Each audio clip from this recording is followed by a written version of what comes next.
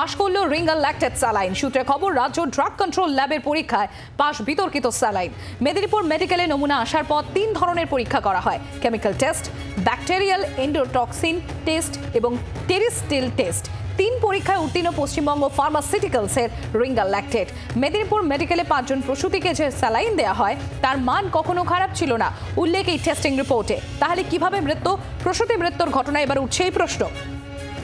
পাশ করল রিঙ্গাল lactate saline. সূত্রের খবর, রাজ্য ড্রাগ কন্ট্রোল ল্যাবের পরীক্ষায় পাশ করেছে এই বিতর্কিত স্যালাইন।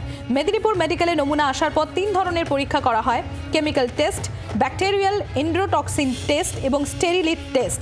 3 পরীক্ষায় উত্তীর্ণ পশ্চিমবঙ্গ ফার্মাসিউটিক্যালসের রিঙ্গাল ল্যাকটেড। মেদিনীপুর মেডিকেলে 5 জন প্রসূতিকে যে স্যালাইন দেওয়া হয় তার মান কখনো খারাপ ছিল না, উল্লেখ টেস্টিং রিপোর্টে। তাহলে কিভাবে মৃত্যু? প্রসূতি মৃত্যুর ঘটনা এখন উঠছে এই প্রশ্ন।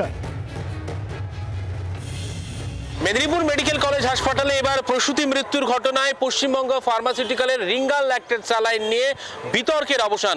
গত 14ই জানুয়ারি রাজ্যের ড্রাগ টেস্টিং ল্যাবে পৌঁছায় মেদিনীপুর মেডিকেল কলেজ হাসপাতাল থেকে প্রসূতিদের যে স্যালাইন দেওয়া হয়েছিল সেই স্যালাইনের নমুনা এসে পৌঁছানোর পর ড্রাগ টেস্টিং ল্যাবের তরফ থেকে 3টি পরীক্ষা করা হয়। প্রথমত কেমিক্যাল অর্থাৎ অ্যাসিড টেস্ট করা হয়, পাশাপাশি ব্যাকটেরিয়াল এন্ডোটক্সিন টেস্ট করা হয় এবং স্টেরিলিটি টেস্ট করা হয়। আর এই 3টি টেস্টেই পশ্চিমবঙ্গ ফার্মাসিউটিক্যালের রিঙ্গাল ল্যাকটেড সলিউশন উত্তীর্ণ হয়েছে এবং সেখানে বলা হয়েছে যে স্ট্যান্ডার্ড স্যালাইন ব্যবহার করা হয়েছিল পশ্চিম মেদিনীপুর মেডিকেল কলেজ হাসপাতালে প্রসূতিদের যে স্যালাইন দেওয়া ছিল সেখানে।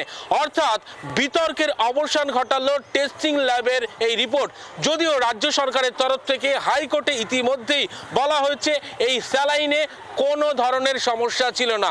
এখন আমাদের স্বাস্থ্য দপ্তরের পর্যবেক্ষণের দিকে নজর রাখতে হবে, প্রসূতি মৃত্যুর পিছনে অন্য ঠিক কি কারণ থাকতে পারে। ক্যামেরায় অমিত দাসের সঙ্গে অয়ন শর্মা, জি 24 ঘন্টা, কলকাতা। বাংলার আওয়াজ, বাঙালির আবেগ, জি 24 ঘন্টা।